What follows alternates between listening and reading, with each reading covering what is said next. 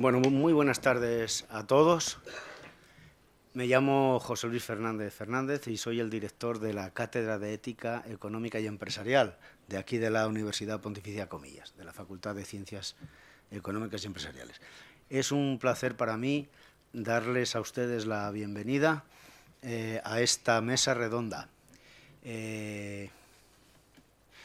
Mesa redonda que, independientemente de todo, y ahora mi colega Raúl González Fabre precisará un poco más el tenor de la misma y el alcance de lo que se busca, pero que enlaza mucho y muy directamente con lo que nosotros desde la cátedra pretendemos hacer. La cátedra reflexiona sobre temas que tienen que ver con la economía, una economía más efectiva, eficiente, justa, en el marco de una preocupación por la igualdad y la justicia social. Pero claro, las empresas en el marco de la economía, buscando hacer las cosas bien, se encuentran con un tablero complicadísimo, un ajedrez tremendamente revuelto, en el que no es fácil discernir dónde está la torre o la reina o dónde están los peones blancos. Lo que nos había valido hasta ahora como criterio, referencia y esquema mental, los estados nacionales, pues ya no sirven del todo, o no sirven como servían. Sin embargo, los problemas parece que son más gordos. ¿Qué podemos hacer? Esa es la pregunta. Aquí siempre hay que recordar algo de filosofía. Kant, aquel filósofo del 18 alemán, decía que la filosofía tenía que responder 3 preguntas. La primera era: ¿qué puedo yo saber con certeza? ¿De qué puedo estar seguro? ¿Qué puedo saber? La segunda: ¿qué debo hacer? Y la tercera: ¿qué me cabe esperar? Yo creo que hoy en día ni sabemos qué nos cabe esperar, ni tenemos muy claro qué debemos hacer. Queremos hacer las cosas bien, pero nos faltan brújulas, nos faltan esquemas, nos faltan propuestas, nos faltan guiones, nos faltan referencias. El Estado se nos queda pequeño, los problemas son muy gordos. Bueno, pues como de estos temas hemos hablado en el marco de una iniciativa que, entre paréntesis, institución a la que seguramente Raúl se referirá inmediatamente y yo obvio referirme a ella, hemos hablado de ella durante este otoño e invierno, los límites del Estado en el marco de los problemas que tenemos. Hemos sacado un folletito y a propósito del folletito queremos hablar hoy de esto. No queremos hablar del folletito ni presentar el folleto. Queremos, a propósito del folleto, dar la oportunidad a que 3 primeras espadas, 3 personajes importantes con reflexión y recorrido largo, hablando en primera persona, sabiendo de qué están hablando, nos traten de aportar, a iluminar cosas que seguramente nos van a aportar valor añadido importante. Bueno, esto es lo que hay. Raúl González Fabre introducirá la sesión más convenientemente y aportará las claves para que la interpretemos bien. A mí me cumple simplemente reiterar lo que dije al principio, agradecer a los ponentes que vengan a la mesa y agradecerse a todos ustedes la amabilidad de haber hecho un hueco una tarde de calor madrileña para venir aquí a participar en esta sesión. Muchísimas gracias. Gracias. Gracias, José Luis. Bueno, José Luis ha explicado en buena parte el contexto en el que se encuentra esta reflexión. Diríamos, el contexto político casi no puede ser más urgente en 2 sentidos. Primero, tenemos muy cerca las elecciones en España. Las elecciones en España son técnicamente el intento de tomar el poder del Estado, pero uno se ve ocupar el gobierno de la nación, dirigir el poder del Estado central. Una buena pregunta es ¿cuánto vale el poder del Estado central? Es decir, frente a las dinámicas que mueven la vida española, ¿cuánto de ello se juega en el poder del Estado central? ¿Cuánto obedece a dinámicas globales que realmente quizá pueden navegarse, pero no pueden controlarse desde dentro del Estado mismo, desde el Estado? Son más grandes que el Estado. Y este amenaza, de hecho, con ser uno de los problemas centrales de nuestras elecciones.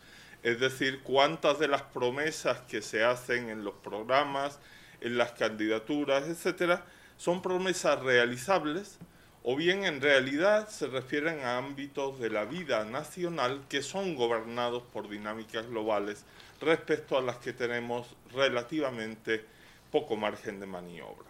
Entonces, eso abre una especie de melón, de campo muy grande, pero 3 días antes de nuestras elecciones, o días antes, no sé cuántos días antes, es la votación del Brexit.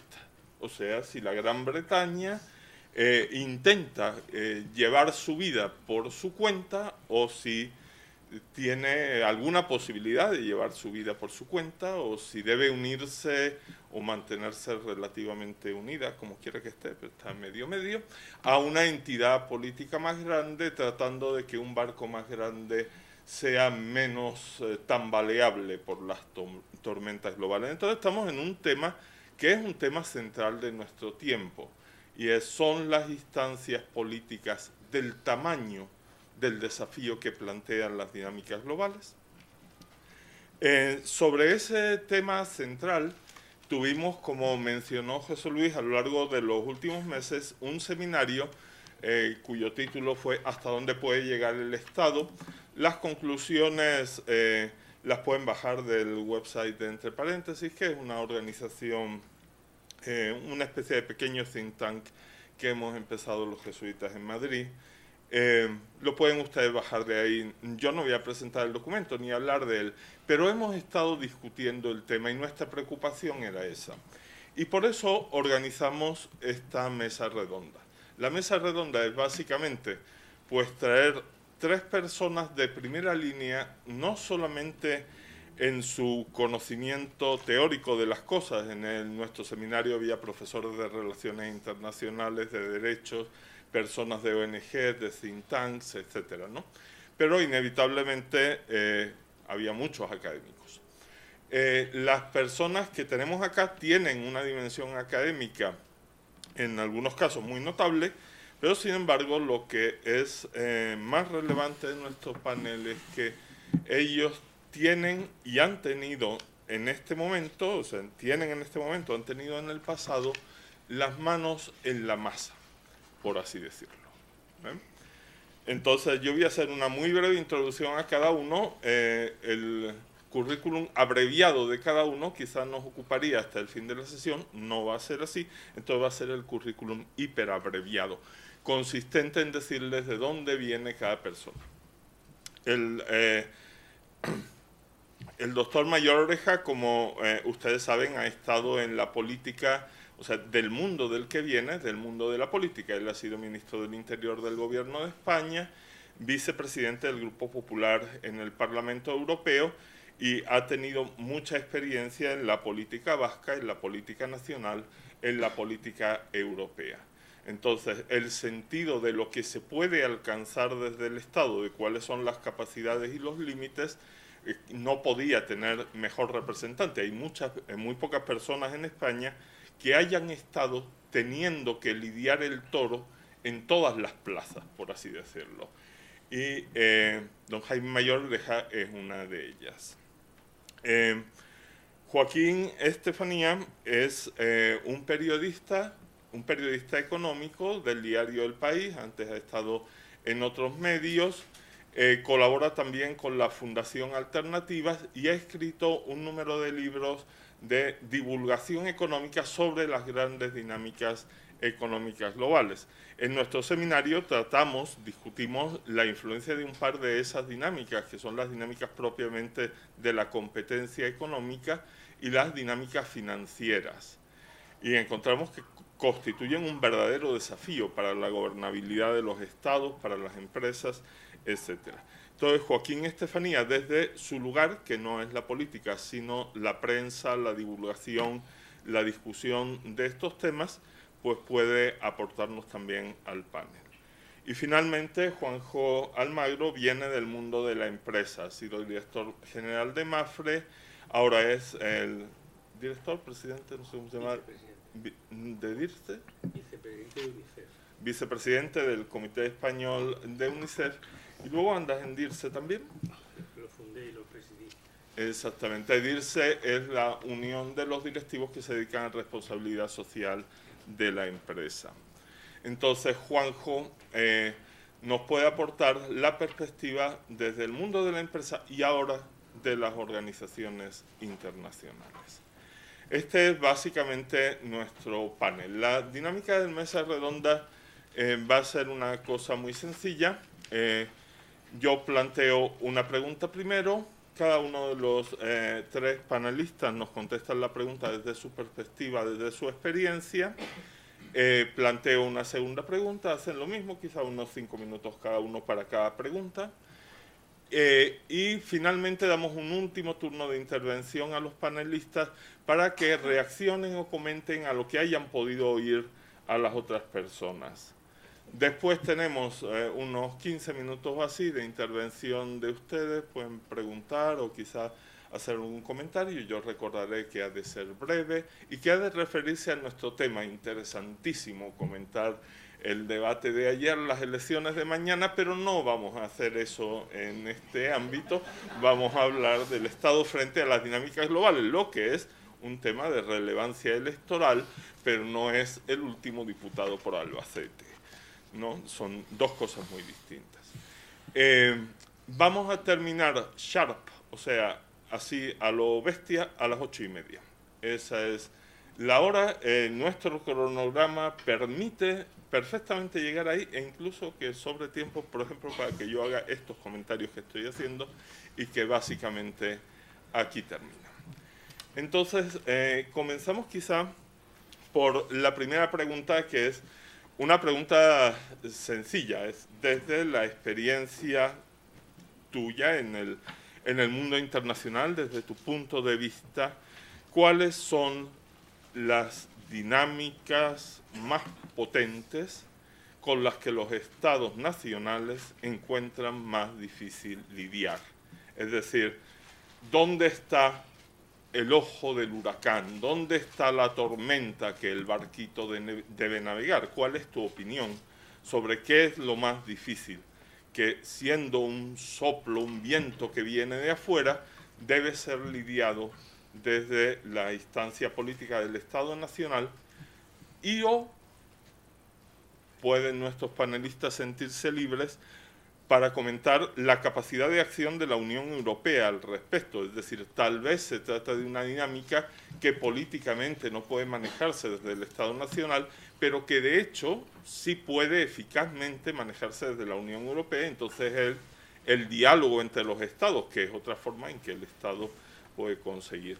Entonces esta es básicamente la pregunta: ¿dónde está lo más serio de la tormenta en la opinión, en la experiencia de cada uno de ustedes?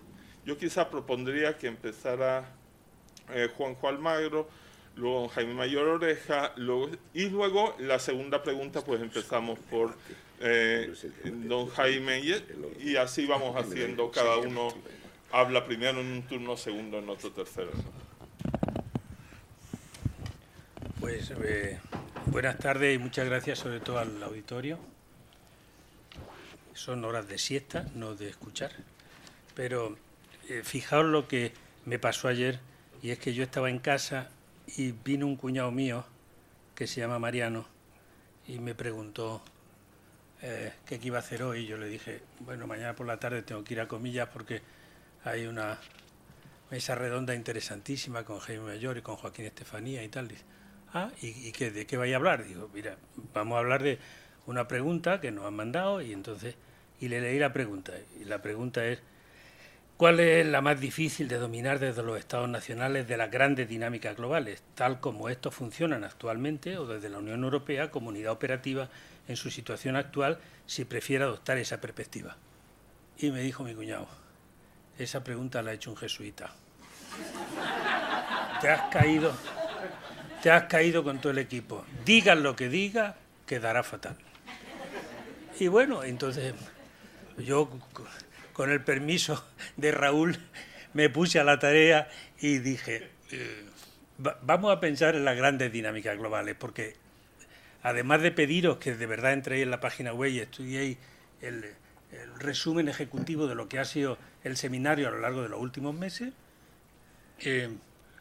a mí me parecía que desde el 25 de septiembre en el mundo hay una cosa que se llama los Objetivos del Desarrollo Sostenible, que se aprobaron el 25 de septiembre por Naciones Unidas y que lo fue por consenso de 196 países, que son 17 objetivos.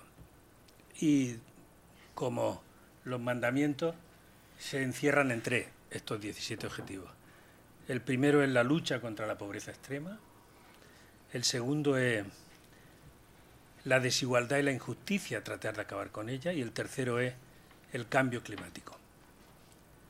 Hay un objetivo, el 17, que habla de alianza y habla de diálogo, fundamentalmente.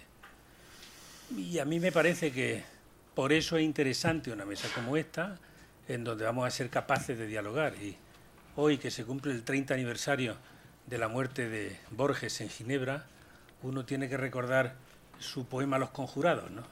Eran hombres de diversas estirpes que profesan diversas religiones y hablan diversos idiomas, han tomado la extraña resolución de ser razonables. Han resuelto olvidar sus diferencias y acentuar sus afinidades, decía Borges. Y de eso se trata, probablemente como pensamiento inicial de lo que aquí podríamos hacer y de lo que seguramente tendríamos que ser capaces de hacer en muchos más ámbitos, singularmente en el político, ¿no? Bueno, a mí me parece que hablar de pobreza extrema, hablar de desigualdad y hablar de injusticia y hablar de cambio climático tienen diferentes escenarios desde los que podemos, sin duda ninguna, influir, ¿no?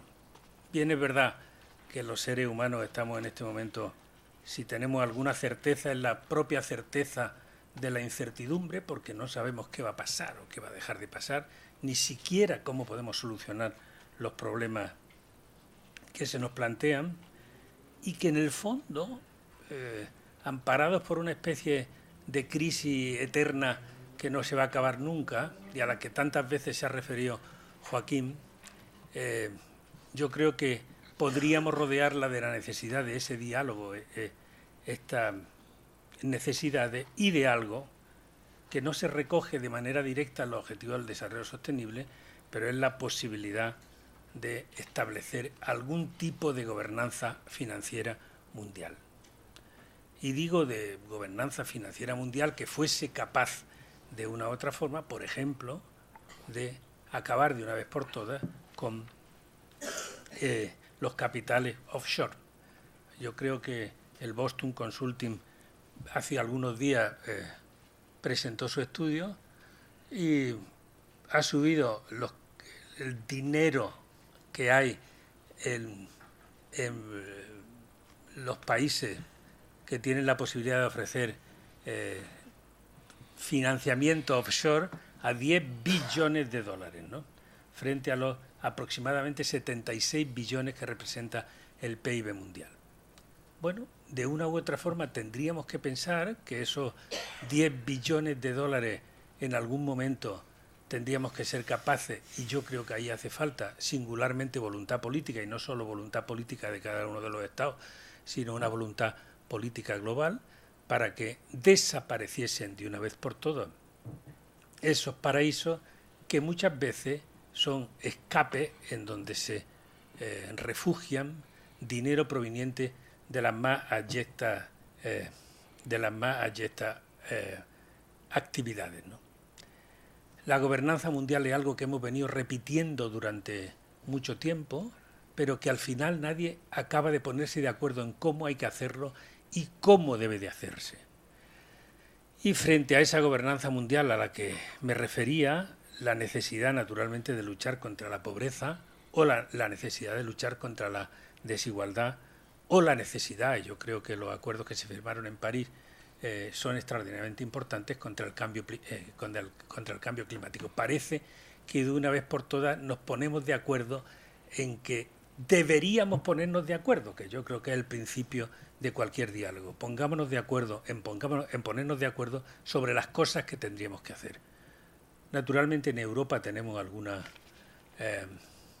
algún tema singularmente importante, como el de los refugiados, y que a mí desde mi perspectiva de UNICEF me preocupa especialmente porque, claro, un 30% de las personas que vienen desde Libia, desde Irak o de donde fuere y atraviesan el Mediterráneo y se acaban en Turquía o en Grecia o llegan a Europa son niños. Y de esos 30% de niños, seguramente un 10% son niños que no vienen con nadie a cargo. Niños que voluntariamente han decidido, enviados por sus padres, no se sabe cómo, llegar a algún otro sitio. Y de cada 9 de esos niños que no tienen mayores a su cuidado, 1 desaparece. Hay decenas de miles de niños desaparecidos en Europa que nadie sabe dónde están. Y que los Estados no solo han sido incapaces de resolver el problema de los refugiados, sino este otro problema, que es un problema intenso, ¿no? Al final, los problemas de la infancia parece que nunca son problemas, y a mí me gusta decir, aunque alguien se enfade, que son problemas porque desafortunadamente no nos hacen caso y los niños no votan. Como los niños no votan, los problemas de los niños pareciera como si fuesen problemas que hay que tratar un poco más aparte. Y desafortunadamente los países que crecen y que están en las posiciones punteras de cualquier ranking son aquellos que han sido capaces de invertir en educación y en infancia para ser más ricos. Y nosotros estamos esperando a ser ricos para invertir en educación y en infancia. Y probablemente así nos va.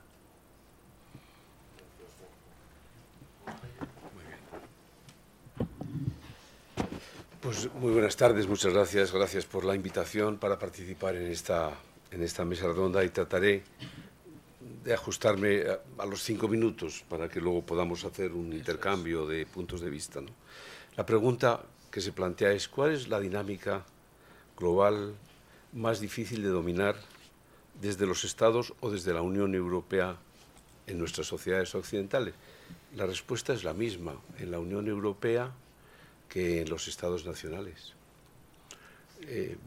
Es el tipo de sociedad que hemos construido, y es evidente que se ha construido en nuestras sociedades occidentales una sociedad que, intentando, y obviamente es un objetivo legítimo, intentando alcanzar el bienestar, pues nos hemos instalado en general en la comodidad. Y entonces aquí lo que sucede es exactamente lo mismo que en física estudiamos. La materia tiene 3 estados, el sólido, el líquido y el gaseoso. Pues también hay que reconocer que nuestra generación, porque esta es la crisis de nuestra generación, ha construido esencialmente sociedades líquidas. Hay un sociólogo polaco, Zygmunt Bauman, que ha escrito 2 excelentes libros, uno el año 99 y otro muy reciente, denominada, al primero creo que es La modernidad líquida, la segunda, ceguera moral, la pérdida de sensibilidad en la modernidad líquida. Ello significa que la crisis a la que tenemos que hacer frente en Europa, en los países occidentales, en América y en Europa, es el tipo de sociedad que hemos construido. Fundamentalmente hemos socializado la nada. Un ejemplo de la socialización de la nada, ya que no me escucha nadie, pues el debate de ayer por la noche. Empezamos a hacer que todos los partidos, en líneas generales, socialicemos la nada porque nos hacemos esclavos de las encuestas de opinión. Y dejamos nuestras convicciones, nuestras referencias sólidas, y por eso es una sociedad que va perdiendo referencias a título personal y a título colectivo. Entonces, el árbol de la nada no produce el fruto de la nada. No, el árbol de la nada produce al final el extremismo. Y hoy, ante la socialización de la nada, el riesgo es que se están produciendo en todos los países democráticos fenómenos extremistas, de signos distintos, pero es la misma crisis. ¿Por qué tenemos esta crisis? Porque nuestro único valor, el valor absoluto que hemos ido alimentando en estos años, es el dinero, que es la expresión máxima de la fluidez, fluye de mano en mano, sin anclajes sólidos. Y eso hace, evidentemente, que hemos construido un tipo de persona, un tipo de sociedad que hoy no se conforma con nada, está harto, está aburrido, está cansado de sí mismo y evidentemente también de lo público y de lo que significa la vida pública. Ese es el mayor riesgo. Ese es el mayor riesgo que tenemos en general en todos los países europeos. Es evidente que en la Unión Europea, yo he estado 10 años en el Parlamento Europeo. Después de haber sido vicepresidente encargado de la estrategia política del Grupo Popular Europeo, me di cuenta de dos cosas. Primero, que no tenemos estrategia. ¿Por qué? Porque falta cohesión. Porque faltan referentes permanentes. Y eso es una tónica general, un denominador común que se produce en nuestras sociedades occidentales. Cuando faltan fundamentos y principios y valores, no hay cohesión. La economía normalmente es competitiva. La economía tiene que dar un mínimo, pero evidentemente luego tiene un factor competitivo muy alto. Tiene que ser otro tipo de valores, de principios, lo que produzcan la cohesión en nuestra sociedad. Por eso en nuestra crisis estamos dando palos de ciego, porque no estamos diagnosticando correctamente esta crisis. Yo he estado en México la semana pasada dando una serie de conferencias. En México sucede lo mismo que aquí. Ellos tienen un hartazgo y evidentemente hace que en la última elección de gobernadores, de 12 gobernadores, 7 los haya perdido el partido más importante de México, el PRI.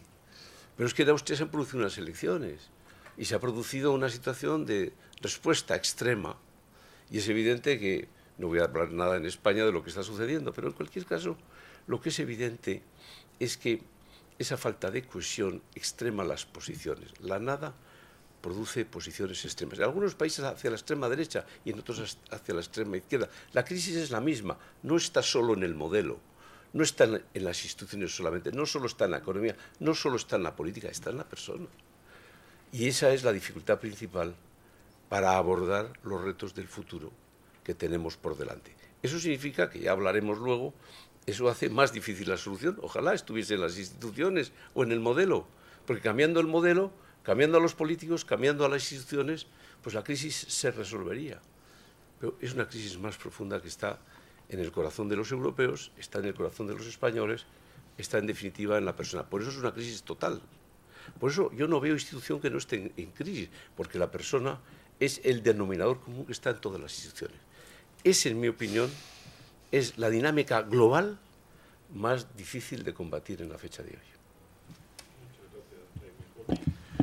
Buenas tardes. Bueno, yo también les agradezco a ustedes que estén aquí y agradezco a los jesuitas que una vez más me hayan invitado a estar en esta casa en la que me encuentro muy cómodo, ¿no? Afortunadamente creo no teníamos ninguno de los tres intervinientes idea de lo que iba a decir el otro, ¿no? Y yo creo que van a ser tres intervenciones muy complementarias para el diálogo posterior, ¿no? En mi opinión, la dinámica más difícil que hay en estos momentos es la falta de legitimidad democrática de muchas instituciones. Es decir, en estos momentos se produce una tensión, todos lo vemos día a día, entre lo que es una democracia nacional, lo que es un Estado nacional, y lo que es el marco de referencia de nuestra época, que es la globalización, que es pertenecer a diversos clubes, en nuestro caso, pertenecer a la Unión Europea y a todas las instituciones de la Unión Europea.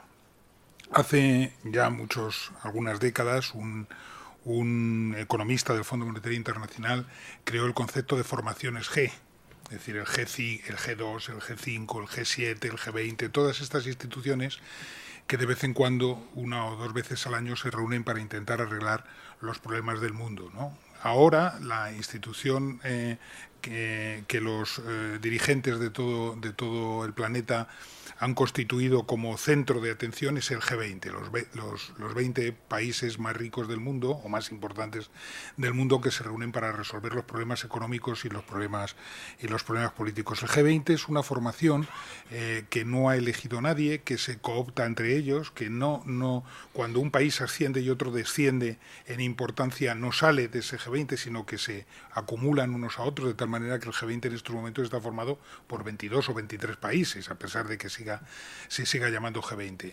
Entonces no la ha elegido nadie. En estos momentos todos vemos la importancia que tiene cada vez que se reúne en la Unión Europea el llamado Eurogrupo.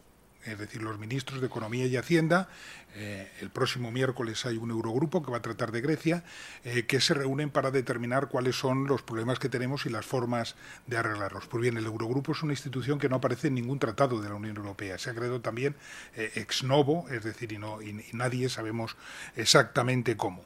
Podíamos hablar también del Banco Central Europeo, de los bancos centrales, que son organismos que no es que sean antidemocráticos, porque no lo son, pero tampoco son democráticos, en el sentido de que nadie ha elegido quién pertenece a ellos, quién está en los órganos de dirección, y en escasas ocasiones dan cuenta ante los parlamentos nacionales y pocas veces ante el Parlamento Europeo de lo que están haciendo. Estos son lo que se llaman formaciones, lo que se llaman en estos momentos instituciones ademocráticas, ¿no? Y yo creo que esa tensión entre las instituciones de una democracia nacional, que suelen ser, en la mayor parte de los casos, instituciones democráticas, instituciones asentadas, y estas instituciones que son más deletéreas, generan algunos de los problemas más importantes que tenemos nosotros. Yo he apuntado, para no acudir a la actualidad más inmediata y entrar en un debate, es decir, que no es el objeto de esta mesa, que es lo que sucedió anoche en el debate y lo que está pasando ahora, 2 ejemplos de lo que ha pasado en los últimos años. Acuérdense ustedes, mes de mayo del año 2010, gobierna José Luis Rodríguez Zapatero, gobierna con una política económica que a unos les puede parecer mejor y a otros peor. Una noche se reúne el Eurogrupo y determinan que inmediatamente tiene que hacer un cambio de rumbo de esa política en 180 grados si no quiere que España sea intervenida. Insisto en que no valoro, es decir, la calidad de esa política económica, porque no viene al caso. Viene al caso lo que sucede, ¿no? Y inmediatamente tiene que convocar un pleno del Parlamento español en donde anuncia la primera tanda de una inmensa tandas de recortes en nuestro estado de bienestar que han llegado hasta hoy. Eso es el pleno aquel en donde se congelan las pensiones, se reduce el sueldo de los funcionarios, etcétera, etcétera. Primer ejemplo. Segundo ejemplo, junio del año 2012. Apenas hace 6 meses que un nuevo gobierno, liderado por Mariano Rajoy, ha tomado el poder en España y gobierna en España. Acude Mariano Rajoy al Parlamento. Y en el Parlamento español, en el Pleno, dice estas palabras que he reproducido textualmente para esta charla. Los españoles hemos llegado a un punto en que no podemos elegir entre quedarnos como estamos o hacer sacrificios. No tenemos esa libertad. Las circunstancias no son tan generosas. La única opción que la realidad nos permite es aceptar los sacrificios y renunciar a algo, o rechazar los sacrificios y renunciar a todo. Es decir, son 2 ejemplos de 2 gobernantes nacionales, democráticos, de distinto signo ideológico, que para gobernar no pueden aplicar el gobierno con el programa con el que fueron elegidos, independientemente, insisto, de que nos parezca mejor o nos parezca peor. Mariano Rajoy tiene que tirar a la basura ese programa, tiene que subir los impuestos en vez de bajarlos, tiene que iniciar todos los recortes, etcétera, etcétera, todo lo que ustedes conocen. El próximo gobierno, sea del signo ideológico que sea, a lo primero que se va a tener que enfrentar el día que su presidente se siente en la Moncloa es saber qué hace con las demandas que en estos momentos la Unión Europea hace sobre nuevos recortes, sobre un unos nuevos recortes por valor de 8.000 millones de euros. Tienen que decidir, en el caso de que el que gobernase fuese el Partido Popular, cómo va a aplicar esos recortes, y en el caso de que fuese otra opción, a ver cómo renegocia, que es lo que están diciendo que van a hacer, los tiempos, los periodos y los recortes. ¿Todo esto qué significa? Significa que los gobiernos nacionales, a la vista de estos clubes y estas instituciones que son en muchos momentos los que dirigen la política económica y la política, no pueden gobernar con los países con los programas con que fueron elegidos. ¿Y a qué lleva lugar a eso? A algo que de otra manera manifestaba Jaime Mayor, el hastío de la gente, la desafección sobre lo público, el hecho de que los cambios de gobierno no desemboquen en cambios de políticas y todo este tipo de cosas que estamos viendo y que son verdaderamente interesantes porque generan en el mundo entero, en cada país con unas características diferentes, una crisis de representación política brutal, que es la que estamos viviendo, y en definitiva una crisis de la democracia. Esa es la intervención que yo quería hacer, porque yo pienso que no hay crisis de la socialdemocracia, que la hay, ni hay crisis de los partidos conservadores, que la hay. Lo que hay es una crisis inicial de la democracia. Luego están las crisis correspondientes a cada una de las ideologías que hasta este momento han mandado en la Unión Europea, en Occidente, y que en estos momentos están siendo puestos en cuestión por distintas formaciones de tipo populista o de tipo no populista, de izquierda, de derecha, de extrema izquierda, de extrema derecha, etcétera, etcétera, que están conmoviendo las estructuras de todos los países en los que nosotros hemos estado viviendo. Bueno, muchas gracias a los panelistas por esta primera intervención.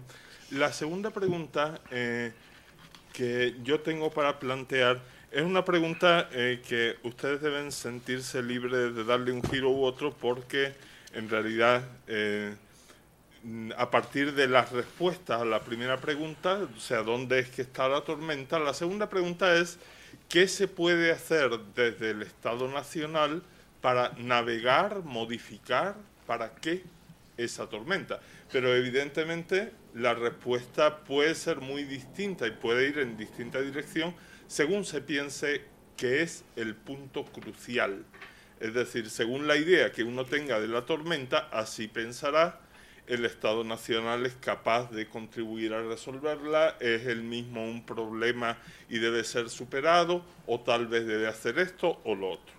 De forma que, por favor, siéntanse libres para enfocar la cuestión. Yo leo el texto de la pregunta original y nuestros panelistas la contestan por donde sientan ellos que es coherente con su experiencia y con lo que han dicho. La pregunta era: ¿cuál le parece que es la forma más viable en que los estados existentes pueden alcanzar niveles de organización internacional superior para gobernar las grandes dinámicas globales? Si las instituciones políticas que tenemos son los estados, ¿cómo pueden articularse para ser capaces de gobernar dinámicas más grandes que ellos? ¿Ve probable que caminemos en esa dirección o encuentra obstáculos que parecen decisivos? Esa es la pregunta. Comenzamos quizás por don Jaime Mayor esta vez. Muy bien, perfecto.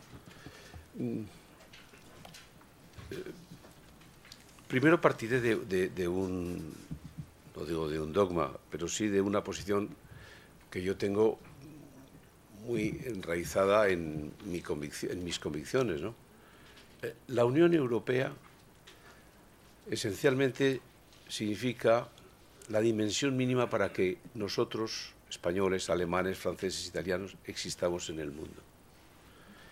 De la misma manera que España tiene la dimensión mínima para ser un país influyente en la Unión Europea. Por eso todos los procesos de ruptura, tanto de la Unión Europea como de España, me parecen un disparate en el mundo en el que estamos viviendo. Pero todo eso hoy está en riesgo. España tiene una crisis de nación, la más grave de todas las que tenemos, la más grave. Y la Unión Europea, ni más ni menos, tiene el mes de junio un reto de primera magnitud con el Brexit en Gran Bretaña. Y es evidente que lo primero que tiene que saber hacer frente en nuestra sociedad es a que esos proyectos basados en la fortaleza moral de la Unión no se fracturen y no se dividan, ni en España ni en el conjunto de la Unión Europea. Yo creo que cada Estado, la pregunta es qué debe hacer cada Estado-nación, pues lamentablemente hoy tenemos una crisis en cada uno de los Estados de la Unión Europea. Yo creo que no hay excepción. Es verdad que de cada 100 euros de los presupuestos, 99 pertenecen a los presupuestos de carácter nacional y solo 1 euro, un poco más de 1 euro, se dedica a constituir la Unión Europea. Echar la culpa a la Unión Europea cuando de cada 100 euros 99 los administramos los Estados-nación, pues no parece que en ese sentido pueda ser una posición muy lógica, porque no corresponde con la verdad. Entonces, si eso es así, tenemos que saber que ya dentro de cada una de las naciones tenemos un adversario, porque esta crisis, o esta falta de respuesta, o lo que decía Joaquín, o esta falta de legitimidad democrática, se está produciendo en los puntos más débiles de la historia de cada una de las naciones europeas de hoy. Si el punto más débil de Francia, en mi opinión, es la sociedad que ha construido, pues tiene un frente en su punto más débil, el Frente Nacional. Si Gran Bretaña tiene su punto más débil en su historia y en su presente, en las dudas respecto de si es continente o no, pues tiene el Brexit el mes de junio.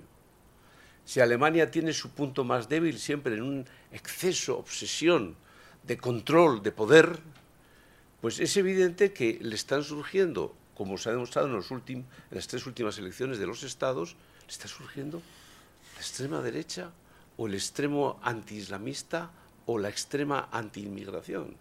Pero en 3 estados ese partido ya tiene más del 25%. Si Italia tiene su punto más débil en el desorden, que forma parte de su forma de ser, pues tiene hoy una política, un frente desordenado.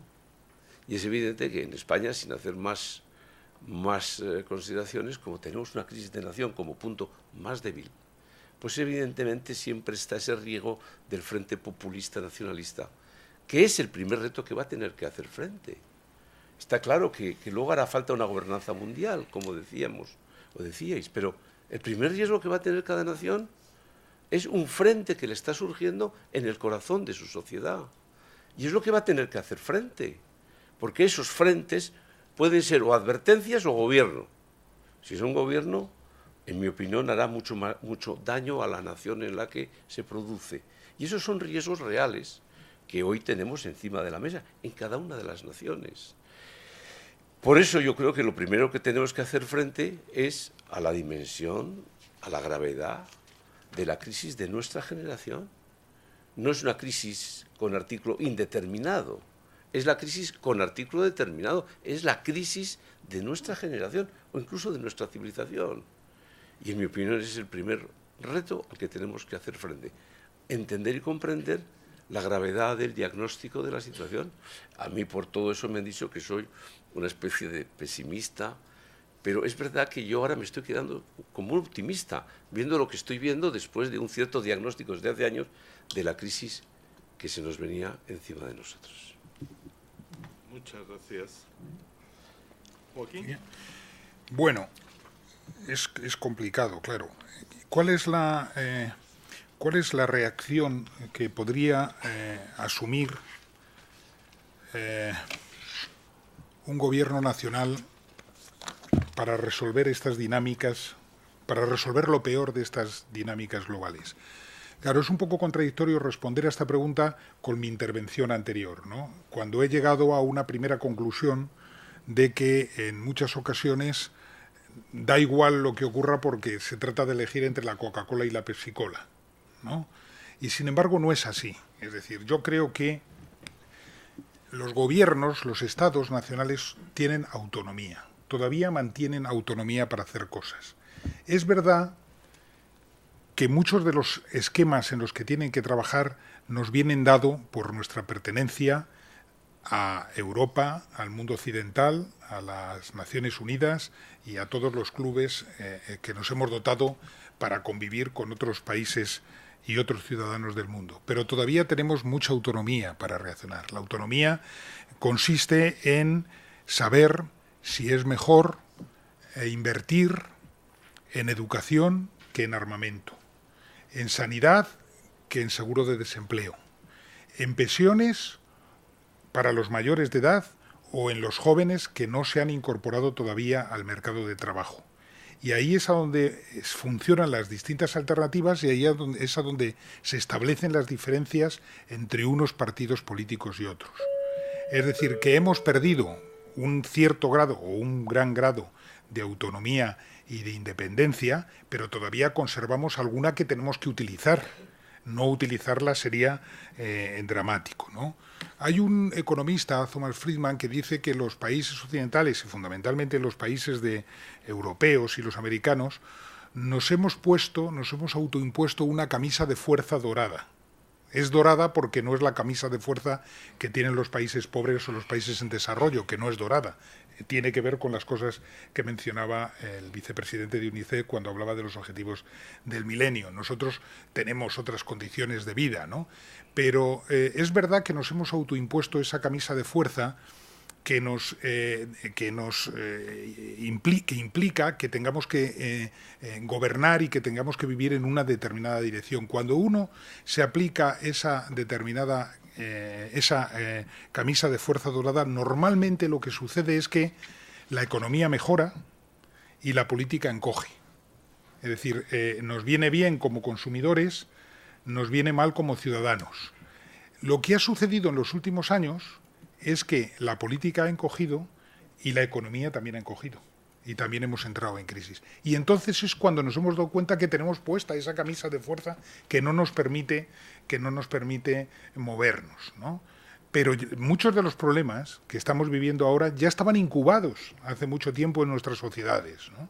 Y no nos dábamos cuenta porque nos iba bien, porque hemos vivido un ciclo largo de crecimiento bastante bueno para casi todos, es decir, y solamente nos hemos percatado de las dificultades que teníamos cuando ha llegado la crisis económica. Conclusión de esta intervención. Primero, la autonomía.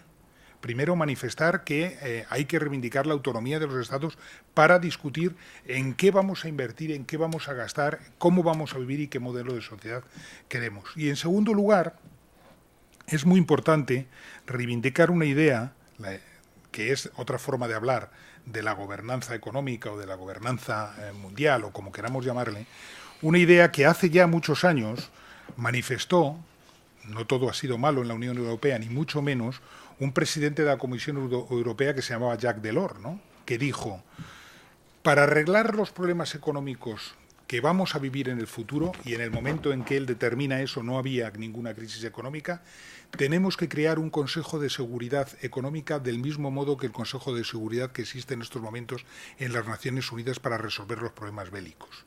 Él no se refería a un Consejo de Seguridad, insisto, como el que actualmente viven, donde unos países tienen derecho de veto porque es un consejo hecho en relación con quién ganó la Segunda Guerra Mundial y todo eso no se ha movido. Se trataría de un consejo económico, de un consejo de seguridad económico en donde estuviesen los países ricos, los países emergentes, los países en vías de desarrollo, y allí se pudiese dialogar y se pudiesen resolver muchos de estos problemas y pudiésemos encontrar cuál es el sentido común de nuestra época. Que eso es lo que nos falta, saber cuál es el sentido común de nuestra época. No lo sabemos. Hay una disidencia enorme entre unos países y otros. No sabemos en estos momentos cuál es la línea, cuál es la idea fuerza del mundo hacia la que se dirige el mundo en estos momentos. Entonces, me resultarían interesantes las dos patas. Primero, reivindicar la autonomía de los gobiernos y de los estados para determinar qué modelo de convivencia nacional tenemos y apelar a una especie de gobernanza que se podría traducir en este Consejo de Seguridad o en cualquier otro organismo, probablemente en el seno de unas Naciones Unidas muy burocratizadas en estos momentos, muy ineficaces, pero que son el único instrumento del que nos hemos dotado hasta ahora los humanos, es decir, para que la mayor parte o la inmensa mayoría de los países estén representados en ella. Muchas gracias, Joaquín.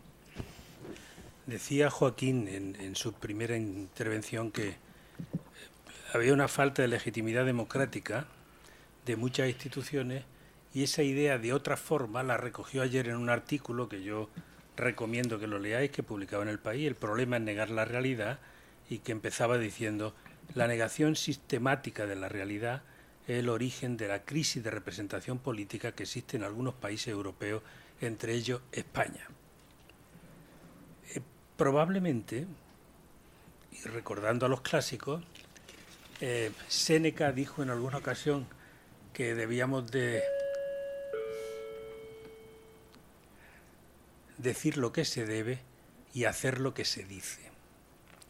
Y decir lo que se debe y hacer lo que se dice es lo que todos hemos llamado durante mucho tiempo coherencia. ¿Qué ocurre? Pues que probablemente hace 35 años, seguramente, el capital se volvió impaciente. Lo financiero se convirtió en un fin en sí mismo.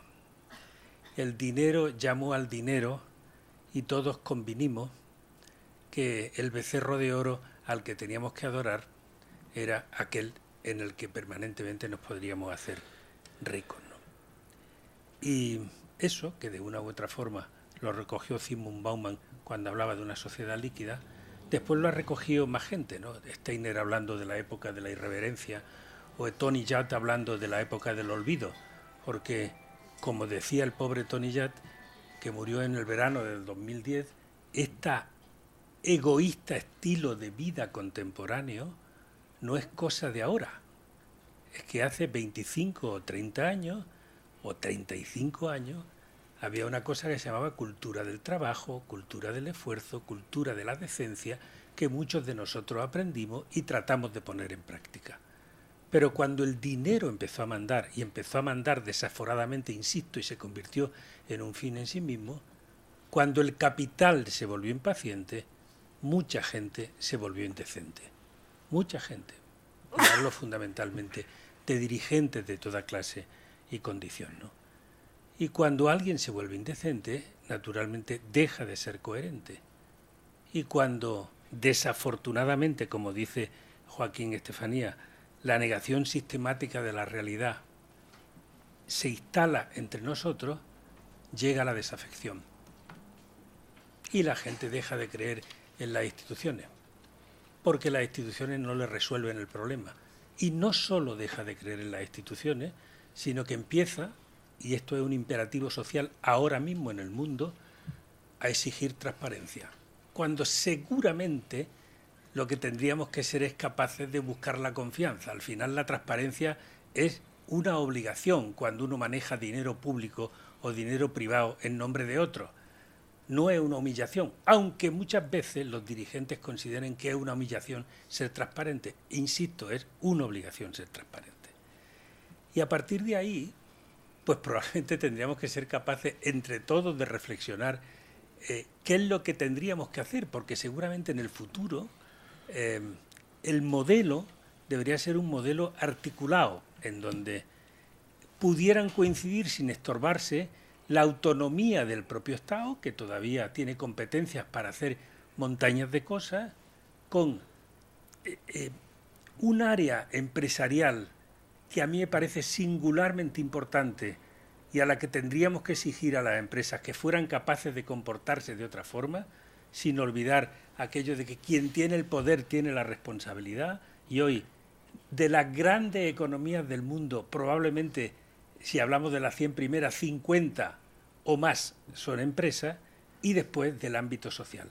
La gente quiere tener participación y necesita tener esa participación.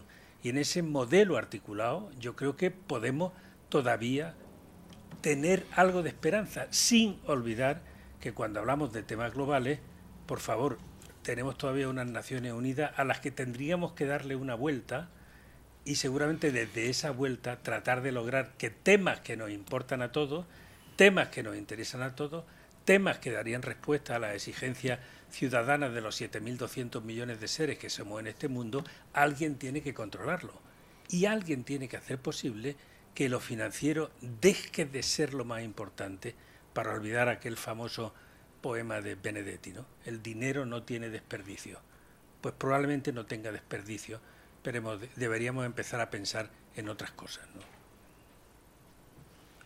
Muchísimas gracias, Juanjo, y a los otros dos panelistas.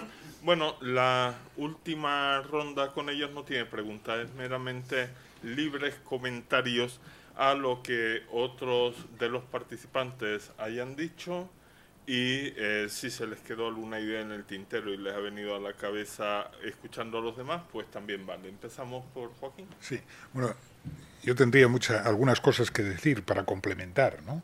Pero voy a separarme un poco de esto para mencionar una cosa de las que ha dicho Juan José Almagro como vicepresidente de UNICEF. Yo he estado trabajando el último año de mi vida en Grecia. Y he publicado un texto y fui a trabajar en un problema que era en Grecia como laboratorio de lo que está sucediendo, y me ha estallado en mis manos el caso de los refugiados, ¿no? Y yo querría avalar las palabras del vicepresidente de UNICEF a la hora de hablar del problema de los niños refugiados, porque muchas veces se habla de los refugiados y hay refugiados de primera, hay refugiados de segunda, un día también tendríamos que hablar de eso, hay niños refugiados, hay personas mayores refugiados, pero a mí me ha impresionado mucho el problema de los niños refugiados que llegan solos. ¿Por qué llegan solos? No llegan solos porque tengan unos padres despiadados que los hayan dejado solos, sino porque los padres quieren salvarlos de la catástrofe y de la hecatombe en la que se quedan viviendo ellos hasta que puedan salir. El problema de los niños refugiados, claro, niños también hay de muchos tamaños, ¿no? Pero a mí lo que me ha preocupado mucho es el caso de los adolescentes o de los niños que son niños y llegan y se hacen adolescentes en estas circunstancias, ¿no? ¿Por qué? Porque son carne de cañón, es decir, no los cuida nadie. Mientras que el resto de los refugiados se controlan a sí mismos, en los centros de acogida de los refugiados, a los adolescentes o a los niños que van a ser adolescentes no los controla nadie, se escapan, quieren vivir en otros sitios que no sea allí como en campos de concentración, y su vida a partir de ese momento es todavía más incierta que cuando están allí dentro todavía, ¿no? Y cuando tienen todavía algún tipo de familiar, de tíos, de lo que sea, ¿no?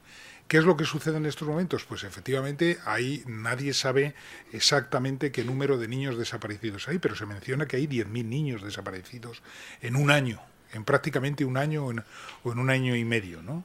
Son niños que viven muy mal, en algunos casos muy maltratados, en otros casos que viven ya las sevicias que tienen que soportar en los países occidentales en los que logran entrar. Y una de las preguntas que me he hecho durante todo este tiempo es ¿qué va a ser de ellos y cuál va a ser la relación de esos niños cuando sean mayores con nosotros? Es decir, esos niños se han incorporado a Europa, probablemente en el futuro serán emigrantes económicos, se convertirán en emigrantes económicos, no querrán volver a los países de origen mientras no solucionen las guerras en las que están, pertenecen al lumpen de la sociedad europea, es muy difícil que encuentren puestos de trabajo. El problema no es la cantidad de yihadistas que están entrando junto a los refugiados, o ese es un problema. El problema es la cantidad de yihadistas que estamos haciendo nosotros con el desprecio a esos chavales. Eso sí que me preocupa, ¿no? Es decir, porque es un problema que no vemos hoy, pero que probablemente veremos en 1, 2, 3, 4, 5 años, ¿no? Entonces, aunque no es el objeto de esta conversación, aprovecho mi turno para hablar de ello, ¿no? Luego volveré, si tengo ocasión, al tema que nos ha convocado aquí, ¿no? Yo te agradezco que apoye. Te agradezco la apoyatura y me voy a referir ahora, voy a hacer la pelota a Joaquín. El año pasado publicó Joaquín Estefanía un hermoso artículo en el que se refería a la globalización. Decía, la única globalización que ha triunfado es la financiera, y es verdad, probablemente la globalización financiera está en el propio origen de la crisis que estamos padeciendo desde hace tanto tiempo, y nunca triunfaron la globalización comercial, porque la ronda de Doha está ahí parada desde hace 20 años, y nunca ha funcionado, y hemos tenido la oportunidad de hacerla funcionar, la globalización que se sustenta en la libre circulación de personas. Es decir, la propia crisis de refugiados ha puesto de relieve que en Europa no hemos sido capaces de dar respuesta a eso que está ocurriendo. Y no solo con los niños. Cuando ocurrió la tragedia de Lampedusa, el Papa Francisco acudió a Lampedusa y habló de una clase nueva de globalización, que era la globalización de la indiferencia. Porque desafortunadamente en un mundo interconectado por todas partes, porque la información, como bien sabéis, se ha convertido en la materia prima del siglo XXI, y aquí todo el mundo está conectado con 3 aparatos al mismo tiempo, pero esta globalización de la indiferencia hace que seamos incapaces de compadecernos de lo que está ocurriendo a pocos centenares de kilómetros de donde vivimos. Es decir, lo que ocurre en Grecia es una tragedia brutal, lo que está ocurriendo en Turquía es una tragedia brutal, y que haya 100.000 niños que entraron, 100.000 niños, porque no han tenido la picardía de decir que son mayores de edad. Muchos niños que tienen menos de 18 años dicen que son mayores de 18 años y por lo tanto no se contabilizan como tales, pero hay 100.000 niños contabilizados, de los que 10.000 se perdieron. Nadie sabe dónde hay 10.000 niños que el año pasado entraron en Europa, ¿no? Y probablemente en algún momento alguien tendrá que dar respuesta a esto. No sé si desde los estados nacionales, desde organizaciones de todo tipo o desde las personas que nos preocupemos por estos asuntos, pero a mí me parece que tendríamos que ser capaces de luchar contra la globalización de la indiferencia y ayudar a la gente a que resuelva sus problemas, que son muchos por otra parte, ¿no? Muy bien. Vamos a ver, yo primero, en la recapitulación, yo vuelvo a reiterar que la crisis es una crisis de actitudes personales. Esa es la crisis más difícil de combatir que hoy tenemos. Y eso hace que lo más difícil de afrontar es cómo, con valor, decimos que la crisis no solo está en la política y en los políticos, sino también está en la persona. Porque parece que es una riña y una bronca. No es así. Es entender que si la crisis está en todos los lugares es porque está en la persona y en todas las instituciones. Y eso significa que un cambio de actitud personal es la solución de la situación en la que vivimos. Eso no es una advertencia, no es una riña. Es simplemente una llamada a la conciencia de cada uno de nosotros, recordando lo que decía Teresa de Calcuta, que cuando le decía a un sacerdote, le echaba una bronca, le decía qué mal está funcionando la iglesia en un sitio y en otro, y por dónde empezamos a cambiar, y le dijo, mire usted, ¿por qué no usted y yo? Usted y yo. Pues fundamentalmente ese cambio de actitud personal, cada uno tiene que preguntarse cómo tiene que cambiar, pero tiene que empezar por uno mismo, como reflexión profunda ante la crisis que vivimos. Segundo, ya en términos de sociedad y en términos políticos europeos, la cohesión en Europa es nuestro cáncer, falta de cohesión.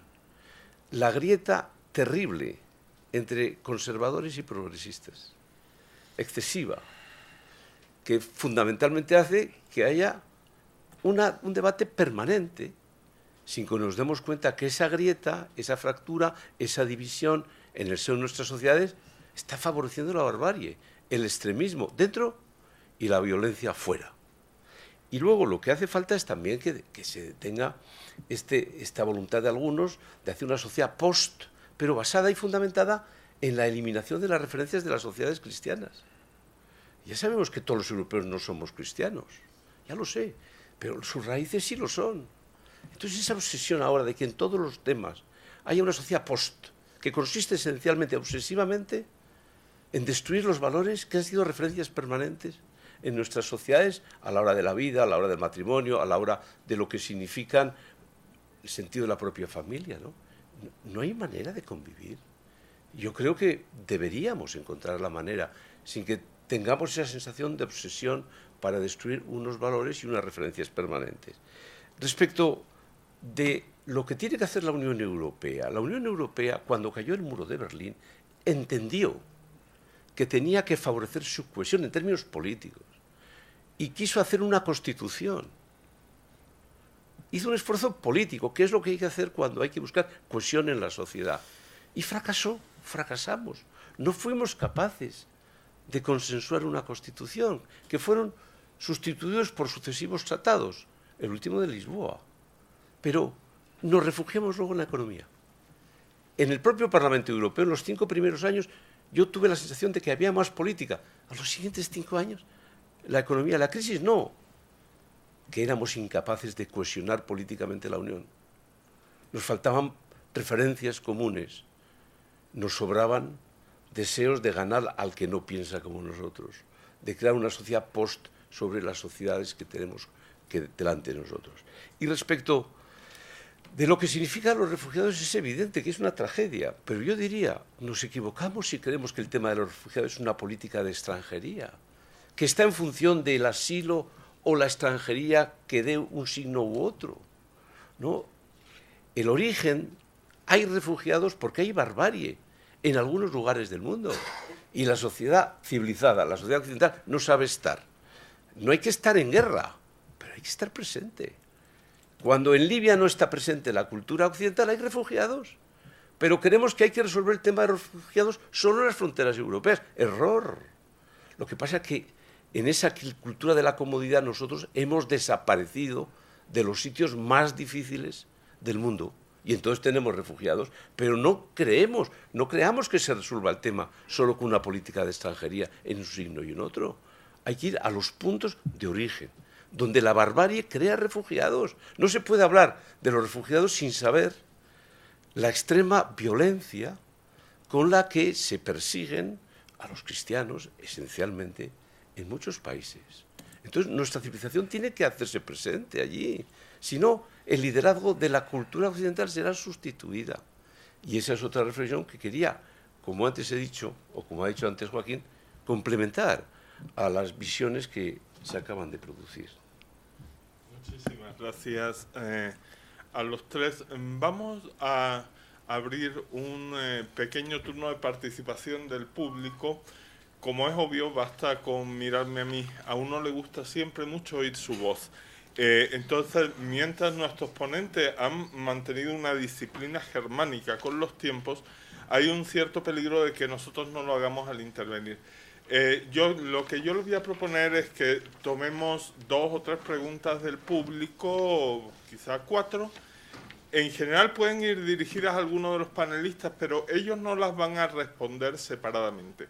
Y entonces damos un turno nuevo a cada uno de los 3, de forma que cada cual agarra la pregunta que quiera y la contesta como le parezca, y con eso terminamos, que es a las 8:30 o'clock. Entonces, les pido que hagan la pregunta por ese micrófono para que pueda quedar la grabación, porque esta sala tiene los micrófonos. Muy buenas tardes. Bueno, primero, muchas gracias y enhorabuena por las manifestaciones que han realizado, francamente interesantes. Pero yo quería hacer una puntualización, porque ustedes han manifestado cuál es el problema, pero nadie manifiesta qué posible solución hay. Es verdad, Jaime Mayor, que la crisis evidentemente está en la persona, pero todas las personas y en todas las sociedades hemos actuado con referentes. Y los referentes en este momento, sean políticos, los poderes del Estado, el político, el judicial, los medios de comunicación, no manifiestan ninguno sus valores y sus principios. Los partidos políticos clásicos han renunciado claramente a sus principios y a sus valores. Y pasa lo que pasa porque evidentemente nadie sabe dónde está. Usted, como miembro del Partido Popular, pues yo pregunto ahora, pregunta al Partido Popular qué piensan de la familia, qué piensan del aborto, qué piensan de otras cosas. Y al Partido Socialista, 3/4 de lo mismo. Los medios de comunicación son absolutamente ambiguos y al poder de turno. El Poder Judicial, lo que dice un juez aquí, lo dice distinto en Bilbao, lo dice distinto en Barcelona y lo dice distinto en Sevilla. Entonces, claro, cuando los referentes se desquebrajan, la crisis de la persona evidentemente también influye, porque no tienen referentes. ¿Cuál es la solución o qué tenemos que hacer para poder, de alguna manera, restaurar esto? O esperar una crisis ya monumental, que no lo deseamos. Gracias. Podemos pasar. Hay varias personas por aquí y por allá. Sí. ¿Y usted? Buenas tardes. Muchas gracias por la sesión. Yo, cuando estaba hablando, señor Mayor Oreja, de los refugiados y de la persecución de lo que pasa, me estaba pensando en unas incidencias pues de ayer y de hoy y de esta semana pasada en España. Digo, esto está llegando a España. Lo que pasa con la reprobación del cardenal de Valencia. Pues no obstante, hoy hay una persecución contra él que me han informado y me ha llegado un correo que puede reprobar hasta 3 años de cárcel. Digo, que el problema está en la persona y hasta qué punto tiene el poder político, el legislativo y todo eso de frenar, porque estamos dando paso. Y hoy esto nos va a llegar, para mi reflexión, pues dentro de muy poco tiempo, porque aquí no acota a nadie nada, ni la ley ni nada. No sé, yo me siento un poco que vamos a llegar a una persecución. Para mí, ya en ese señor hay una persecución como lo hay en otras instituciones. Quiero saber qué poder tiene el Estado y qué hace el Estado y qué hacen las leyes, más que nada, para frenar esto. Bueno, muchas gracias. Si quieres pasar el micrófono aquí delante y luego José Luis. Yo le rogaría que centráramos los tiros en las dinámicas globales, porque las dinámicas globales locales, acabamos hablando de Carmena y el año municipal, tampoco conviene. Muy buenas tardes. Quería saber la opinión de cada uno de ustedes con el tema. Hemos estado hablando del Estado frente a las dinámicas globales, pero es verdad que el Estado más próximo al ciudadano es el gobierno municipal. Existe ya una norma internacional ISO, que es de gobierno municipal confiable, donde es la ISO 18091, de la que soy miembro del comité de ISO, y se está adaptando ahora a los objetivos de desarrollo sostenible. El punto es que efectivamente también presido una fundación en la que estamos promoviendo la participación ciudadana, se llama Fundación Participa, y estamos visitando a alcaldes desde México hasta España para que pongan en marcha una gestión municipal de calidad con 39 indicadores donde cada uno se enfrenta con la realidad de lo que necesita hacer, porque efectivamente no se llegarán a los objetivos de desarrollo si no se cuenta tampoco con el nivel municipal, que además es el más próximo al ciudadano, ¿no? Entonces, nos estamos encontrando mucha dificultad, porque un alcalde es muy complicado que quiera estar controlado y que se le midan sus resultados, no solo por esos indicadores, sino también que esté observado por los ciudadanos, ¿no? Entonces, yo no sé si, bueno, pues objetivamente es un paso adelante para el tema de una buena gestión que llegue al ciudadano en concreto a través del municipio. Los municipios no tienen todas las competencias del Estado, pero mi pregunta es si creen que esto va a ser una realidad próxima o bueno, pues va a estar muy complicado, porque estamos viendo pues lo complicado que es, por lo que dice también don Jaime Mayor, ¿no? Por el mismo tema personal. O sea, ni un alcalde quiere estar sometido a un control de gestión, pero tampoco los concejales y tampoco los funcionarios, que al final es una implicación personal en la que cada uno tiene que dar lo mejor y tiene que responder por el trabajo que hace, y unos también ciudadanos responsables, porque no existe un gobierno responsable sin unos ciudadanos responsables, ¿no? Gracias. Si quieres pasamos a José Luis y sería la última cuestión, ¿no? Muy bien. Entonces, pues nos damos unos 5 minutos finales a cada uno de ustedes para contestar lo que consideran oportuno, enfocándolo como quieran. Si quieren, empezamos por Juanjo, luego Jaime y repetimos. Volviendo a Borges y a sus 30 años del fallecimiento, hay un hermoso libro de Borges que se llama El informe de Brody, que son un conjunto de 11 cuentos, y en el prólogo del informe de Brody dice Borges: creo que con el tiempo mereceremos que no haya gobiernos. A lo mejor resulta que no iba mejor. Lo digo por la última pregunta, ¿no?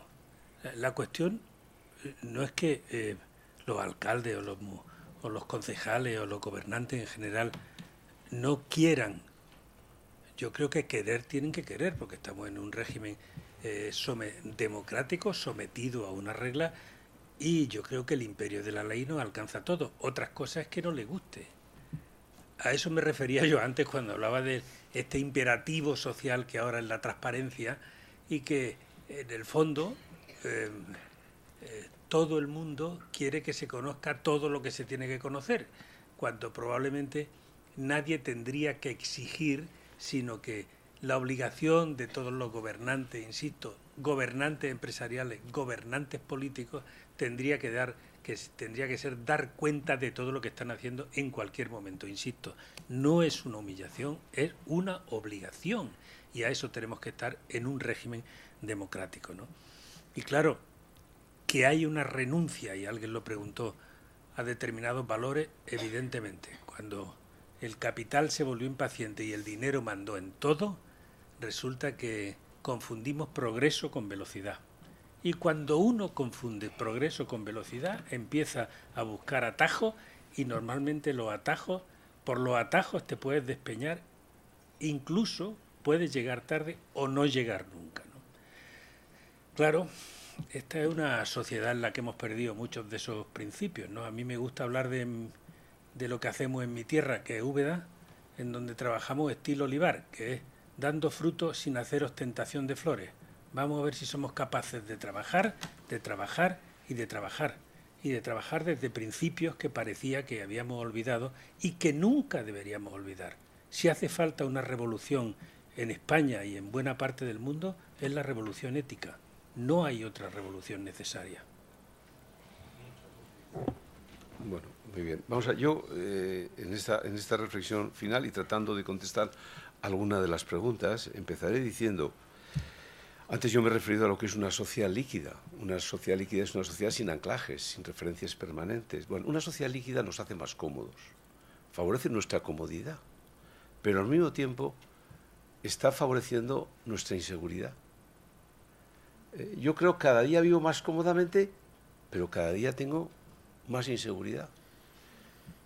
Porque yo ya tengo 64 años. He estado 40 años en la vida política, ahora ya no lo estoy.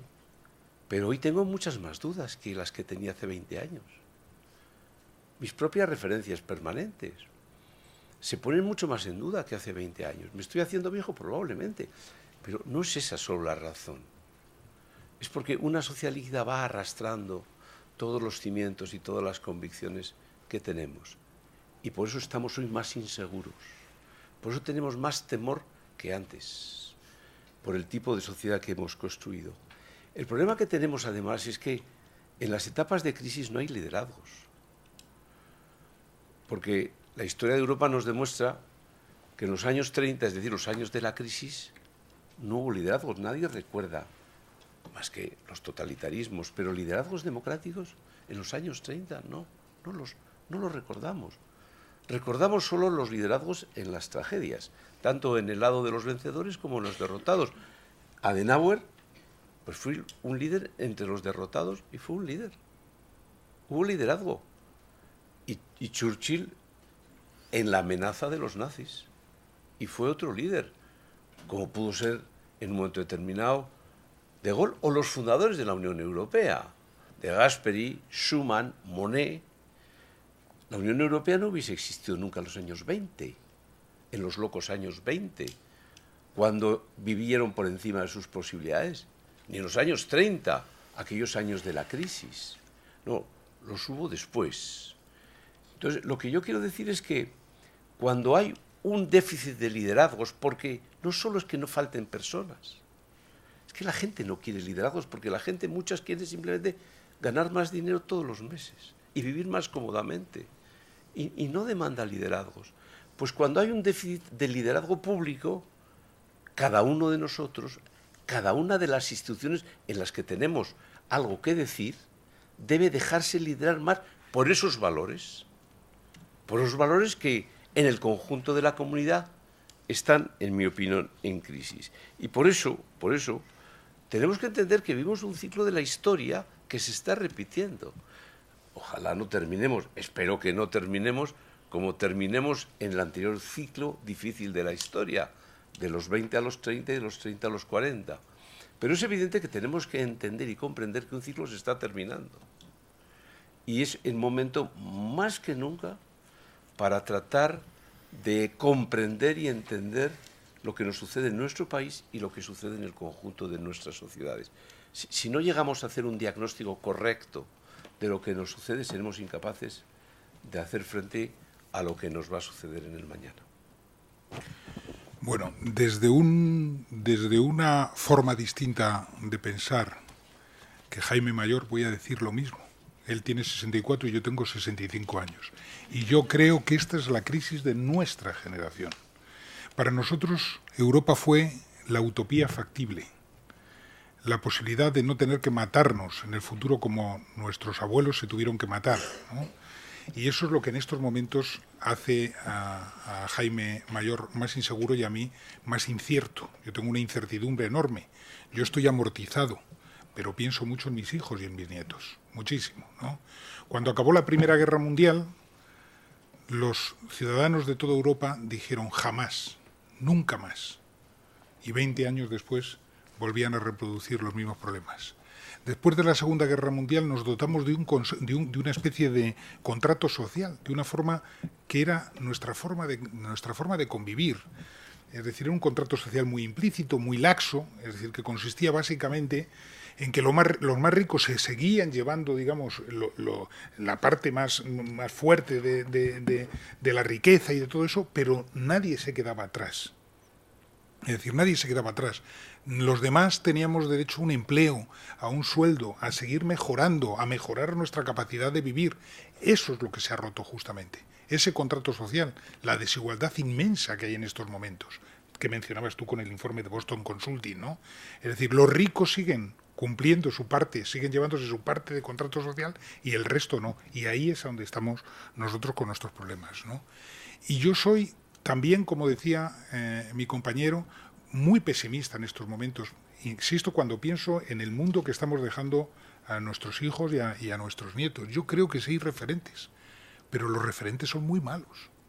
Pero hemos pasado la fase de que no hay referentes, la fase esa de vacío, es decir, en lo que no hay. Ahora empiezan a aparecer otros referentes, lo que pasa es que no nos gustan nada. Es que no nos gusta nada, pero hay referentes que se están haciendo hegemónicos poco a poco entre nosotros, es decir, y que si no despertamos, es decir, van a ser hegemónicos del todo, por no hablar de España, que podríamos hablar mucho de España. Imagínense ustedes qué pasa si las próximas elecciones presidenciales la gana Marine Le Pen. Es decir, aquello contra aquello que fue el origen de las dos guerras mundiales, ¿no? Es decir, ¿qué es lo que va a pasar? ¿O qué ocurrirá si gana en Estados Unidos dentro de unos pocos meses ese personaje que ha aparecido entre nosotros, ¿no? Que no cree en nada, ¿no? Que no cree en nada, ¿no? Es decir, bueno, por eso yo creo que no hay liderazgo, Jaime, efectivamente creo, pero creo que sí hay referentes. O sea, estoy en una fase más adelantada. Creo que hay referentes y los referentes que nos llegan en una buena parte son espantosos, en una buena parte, ¿no? Bueno, muchísimas gracias a los tres ponentes. Yo me voy a permitir sacar una mínima conclusión, porque quedan 5 minutos, de los cuales voy a usar 2, sobre su pregunta acerca de soluciones, la cuestión más práctica. A mí esa pregunta me quedó, de hecho era una de mis 2 preguntas, o sea que ya la tenía de antes. Y escuchar a nuestros ponentes me lleva a la conclusión de que conforme uno tiene más las manos en el problema, curiosamente lo que hace es profundizar en las raíces culturales, políticas, etcétera, de él. O sea, esta sesión que estaba orientada por las preguntas estas, claro, los ponentes no hablaron entre sí, de forma que el único orientador era yo y yo no tenía nada que hablar. Pero puse las preguntas, estaba orientada hacia lo práctico, diríamos lo práctico político internacional, ha venido a ser, por la misma evolución del diálogo entre los ponentes, una reflexión sobre las raíces culturales de lo que se está haciendo, sus significados políticos, sus implicaciones humanitarias, etcétera. A mí eso me da que pensar, porque, como les dije al principio, nuestros invitados a este coloquio son personas muy especiales, en el sentido específico de con una gran experiencia en asuntos internacionales. Entonces, cuando alguien con una gran experiencia en ese campo le lanzas ese balón, el remate que hace es el que hemos visto hoy. Y hemos visto 3 experiencias muy distintas concurriendo en un remate con un cierto aire de familia. Yo creo que eso nos deja algo interesante para pensar. Ellos tienen mucha más experiencia internacional que yo he dado botes por aquí y por allá, pero ni mucho menos al nivel de nuestros ponentes. Y sin embargo, pues he quedado muy impresionado por la concurrencia de 3 personas cuya cosa en común básica, en realidad, es la experiencia de lo global, desde 3 puntos de vista muy distintos, y sin embargo, acaban concurriendo, o acabaron en la sesión de hoy concurriendo ya. Muchísimas gracias a los 3, muchísimas gracias a todos ustedes. Esperemos que hayan tenido una buena tarde y mi promesa se cumple con 2 minutos.